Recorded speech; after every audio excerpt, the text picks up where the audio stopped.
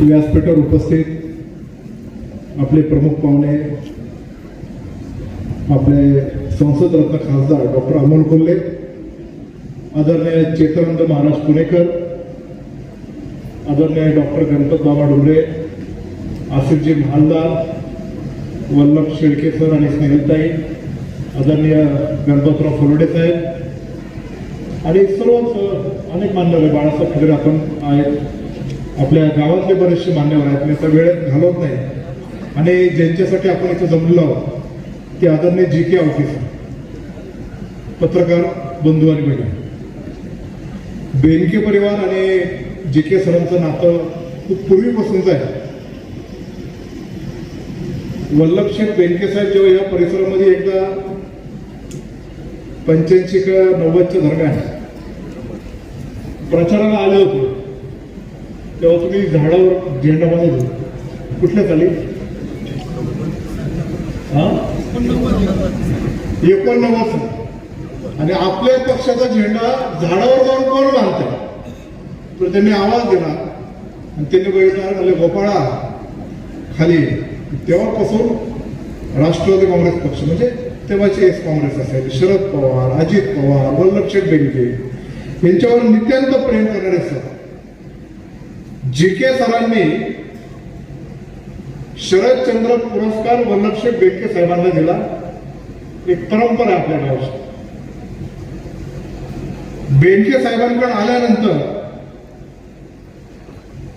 GK. सरांनी बेनके साहेबांबद्दल त्यांची काय भावना आहे की ती मानपत्रातून वाचून दाखवायला सुरुवात केली.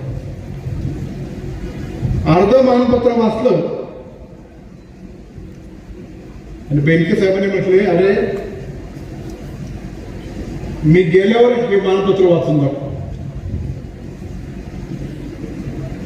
आणि साहेबांच्या दशक्रियेच्या दिवशी हिवऱ्याला महाराजांचं प्रवचन संपल्यानंतर व्यासपीठावर येऊन जी.के. सरांनी ढसाढसा रडत बेनके साहेबांचं मानपत्र इथं वाचून दाखवलं. ती भावना आपल्या सगळ्यांची, राजुरीकरांची आणि आमच्या बेनके परिवाराच्या बद्दलची आणि विशेषतः जी.के. आवटी सरांची, त्यांच्या कुटुंबाची, ही आमच्या कुटुंबाच्या प्रती किती आहे हे मला काय वेगळं सांगायची गरज नाही. पण आज सरांचा एका क्षेत्रातून सेवापूर्तीचा कार्यक्रम होता. या शाळेच्या परिसरामध्ये येत असताना रोज त्यांची मुलांशी लगबग, त्यांच्या जनता विकास मंडळाच्या कारभाराबरोबरच्या मिटिंगा, सर्व शिक्षण देणाऱ्या शिक्षकांच्या रिलेटेड जे काही मिटिंग तिथल्या वावर असेल त्यांना इथून पुढे लगेच उद्या इथून येण्यापासून पण थांबवू शकत नाही. त्यांचे पाय आपसुकच चालत चालत इकडे येते. रोजचा डबा बांधणे, या शाळेत जाणे आणि एका क्षेत्रातून जेव्हा आपण ते निवृत्त घेतो, हा जसा आनंदाचा आणि त्यांचा गौरवाचा क्षण असतो, तसा हा भावनेचा पण खूप मोठ्या प्रमाणामध्ये क्षण आहे. मी जास्त वेळ घेणार नाही, कारण पंकज महाराजांचं पण मार्गदर्शन आपलं इथं ऐकायचं आहे. पण एक गोष्ट मला तुम्हाला आवर्जून इथं सांगायची, जी.के. सरांचा आणि माझा, ते तर माझे गुरुवर्य आहे, मला आयुष्यामध्ये मार्गदर्शन करणारं एक व्यक्तिमत्व आहे. बहुजन समाजाचा विचार करत असताना फुलेशाह आंबेडकरांचा विचार आपण पुढे जेव्हा घेऊन जातो तेव्हा आपण नेमकी काय विचार केला गेला पाहिजे याची तासनतास वैचारिक बैठक त्यांची आणि माझी ही नेहमी होत असते. आणि मग छत्रपती शिवाजी महाराज, महात्मा ज्योतिबा फुले, डॉक्टर बाबासाहेब आंबेडकर हे ज्या दृष्टिकोनातून आपण त्यांचे जयंत्या साजरा करतो, आपण तो विचार देतो, त्यांच्याकडून शिकून जर आपण काही ना काही मुद्दा घेऊन पुढे गेलो तर आपण आपल्या खऱ्या जीवनामध्ये साफल्य होऊ शकतो. ही शिकवण जी.के. सरांची प्रामुख्याने विद्यार्थ्यांना शिक्षण देण्याबरोबर ते संस्काराचे देणे देण्याचं काम ते करतात. आणि राजकारणामध्ये आमच्यासारखे अनेक मंडळी अनेक क्षेत्रामध्ये काम करतो, मग ते विकास कामामध्ये असेल, पाणी पुरवठ्यामध्ये असेल, वीज पुरवठ्यामध्ये असेल, कृषी क्षेत्रात असेल. पण एक महत्वाचा सगळ्यात मोठा अंग कुठला असेल तर तो शिक्षणाचा आहे. म्हणून आपल्या जुन्नर तालुक्यातल्या शिक्षण व्यवस्था ही समृद्ध झाली पाहिजे, ही मोठी झाली पाहिजे, म्हणून प्रत्येक राज्यकर्ता हा कार्य करतच असतो. पर दसरथराव काकड्यांची सुभाष विद्या मंदिर, आपले बाळासाहेब दामटांची आदिवासी आश्रमशाळा कोळवाडी, बेनके साहेबांनी पण ज्ञानदा शिक्षण संस्थेच्या माध्यमातून आदिवासी विभागामध्ये आणि गोरगरीब लोकांना शिक्षण देणारी संस्था उघडली. आपल्या विभागाचे खासदार डॉक्टर अमोल कोल्हे ज्या शाळेतून पासआउट झाले त्या ग्रामोन्नती मंडळाचे ते आता संचालक आहेत. कृषी विज्ञान केंद्राबरोबर अनेक शाळा आणि कॉलेजमध्ये 13,000 विद्यार्थी शिकवण्याचं काम डॉक्टर अमोल कोल्हेंचे पण महाराष्ट्राचे सगळे करत असतात. मी पण आता जेव्हा आमदार झालो तर मी इंग्लिश मिडियम स्कूल चालू करून ते शिक्षण मुलांना दर्जादार देण्याचं काम केलं. फुलोडे साहेबांना केलं, अनेक व्यासपीठावरच्या मंडळींनी केले. आताचे आमदार शरददादा सुद्धा अंतराळातली शाळा काढून आपल्या मुलांना शिक्षण देणार आहे.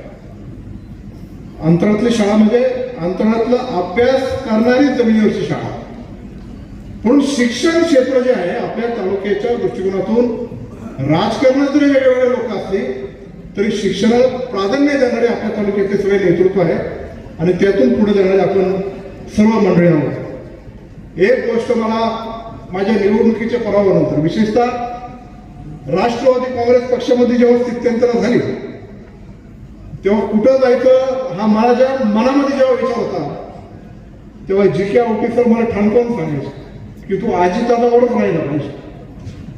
हो की नाही? मी राहिलो दादांवर.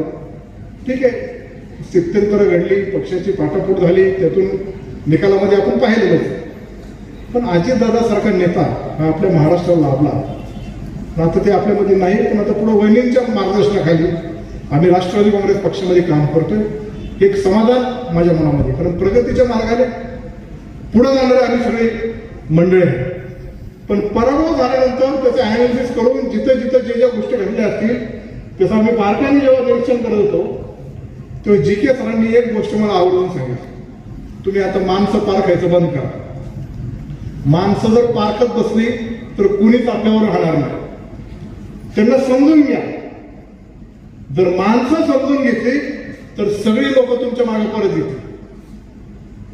पण हा मोलाचा सल्ला जे.के. सरांनी जसा मला दिला तसं आमच्या पक्षाला पण जे.के. सरांची खूप मोठी गरज आहे. अमोल कोल्हेंनी सांगितले सेवापूर्ती म्हणजे स्वल्पविराम नाही, म्हणजे पूर्णविराम नाही, तो स्वल्पविराम आहे. आणि मला खात्री आहे की जिथं जिथं प्रशासनाच्या शिक्षण क्षेत्रातून प्रशासकीय अधिकाऱ्यातून जेव्हा जेव्हा लोक निवृत्त होतात त्याच्यामध्ये 70% लोक हे आदरणीय पवार साहेब, आदरणीय अजितदादाच्या राष्ट्रवादी काँग्रेस पक्षाबरोबर पुढे गेलेले आहेत. म्हणून मी त्यांच्या कुटुंबाची चर्चा करून, गावातल्या लोकांशी चर्चा करून मी आज जी.के. सरांची राजुरी गावच्या राष्ट्रवादी काँग्रेस पक्षाच्या अध्यक्षपदी घोषणा करण्यात ते पूर्णपणे चांगलं करतील. नाही, जाहीर झालेलंच आहे. आमचे अध्यक्ष पण येतात ते पत्र घेऊन, ते देऊ आपण त्यांना. पण चांगल्या दिशेने आपल्याला वाटचाल करून आपल्याला पुढं काम करायचंय एवढंच या निमित्ताने सांगतो. तुम्हाला शुभेच्छा देतो. तुमचं पुढचं आयुष्य अत्यंत निरोगी जावं, तुमचं आरोग्य अत्यंत चांगलं राहावं आणि अशीच समाजाची सेवा एक चांगल्या दिशेने नेण्याचं काम आपण करत राहावं अशीच मी ईश्वर चरणी प्रार्थना करतो आणि माझे 2 शब्द संपवतो. जय हिंद, जय महाराष्ट्र, जय शिवराय.